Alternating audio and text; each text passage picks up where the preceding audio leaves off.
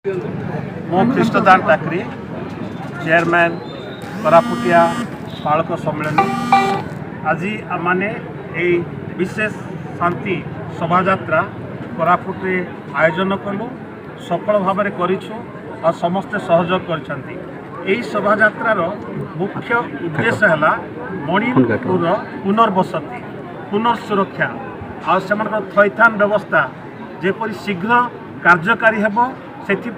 आम मैंने एकमत हो सर्वसम्मति दाबी करी गोटे स्मारक पत्र प्रदान करुअछु। जिलापाल राष्ट्रपति को यह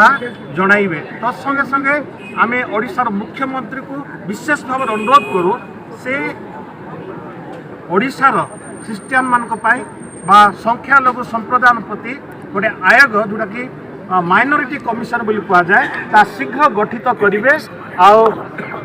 जो संप्रदाय पछुआई से संप्रदायर समस्त विकास निमंते सर्वांगीन उन्नति निमंते पदक्षेप नहीं गोटे आयोग गठित करेंगे। तथापि आम मैंने अनुरोध करुचु जेपरी कार्यकारी हेब तत्संगे संगे सब व्यवस्था नूतन भाव लागू करी दलित ख्रीस्टियान मान को मध्य विकास करेंगे। विशेष दाबी आम मुख्यमंत्री को जनाऊँ और से अतिशीघ्र कार्यकारी करेंगे।